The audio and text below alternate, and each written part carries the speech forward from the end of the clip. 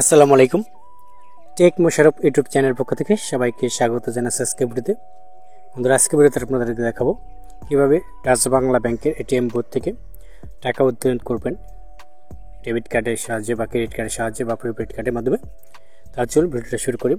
প্রথমে আপনারা এটিএম বুথে চলে আসবেন। সেখানে এসে এখানে রকেট অ্যাকাউন্ট এবং কার্ড টাকা বা কার্ডে টাকা উইথড্র করতে পারবেন বা টাকা জমা করতে পারবেন। এটা সিআরএম মেশিন। এই মেশিনের টাকা উইথড্র এবং জমা করতে হয়, কীভাবে জমা করবেন সেই ধরনের একটা ভিডিও আছে। এই ভিডিও নিচে ডিসক্রিপশন বক্সে লিঙ্ক দেওয়া থাকবে, দেখে নেবেন ভিডিওটা। প্রথমে আপনারা আমাদের যে ডেবিট কার্ড রয়েছে এটিএম কার্ড, সেটা প্রবেশ করাবেন, সেটা যেই ব্যাংকের হোক না কেন।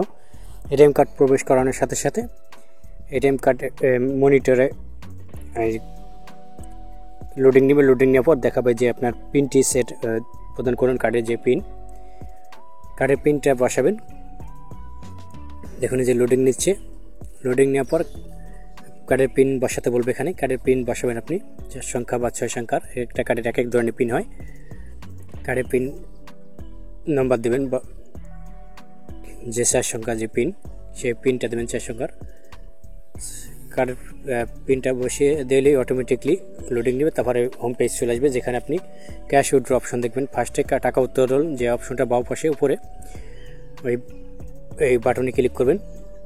টাকা উত্তোলন অপশনে ক্লিক করার পর একটু লোডিং নেবে, কত টাকা সেটা দিতে বলবে। টাকার পরিমাণ দিবেন এবং কারেক্ট বা সঠিক বাটনটা ক্লিক করে দেবেন। টাকার পরিমাণটা দেওয়ার পর টাকার পরিমাণটা দিয়ে সঠিক বা কারেক্ট বাটনটা ক্লিক করে দেবেন উপরে।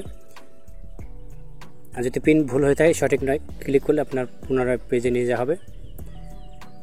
সঠিক বাটনে ক্লিক করলে একটু লোডিং নেবে। লোডিং নেওয়ার পর আপনাকে দেখানো হবে যে আপনি কি রসিদ নিতে চান নাকি না। যদি রসিদ নিতে চান, হ্যাঁ বাটন ক্লিক করে, না বাটন ক্লিক করলে রসিদ, না নিতে চাইলে না বাটন ক্লিক করবেন। রসিদ নিলে 3 টাকা কাটবে না। তারপরে একটু লোডিং নেবে। লোডিং নেওয়ার পর আপনার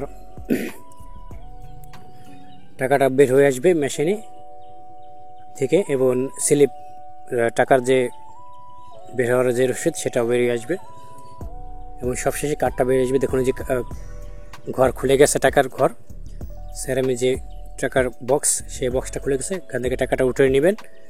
টাকাটা উঠে নেওয়ার পর স্লিপটা বেরিয়ে আসবে। স্লিপটা রিসিভ করবেন এবং কার্ডটা নিয়ে নেবেন। এখানে আপনি যদি আরও লেনদেন করতে চান, হ্যাঁ বাটন ক্লিক করে, আর যদি চান যে আর কোনো লেনদেন করবেন না, না বাটন ক্লিক করে দেবেন।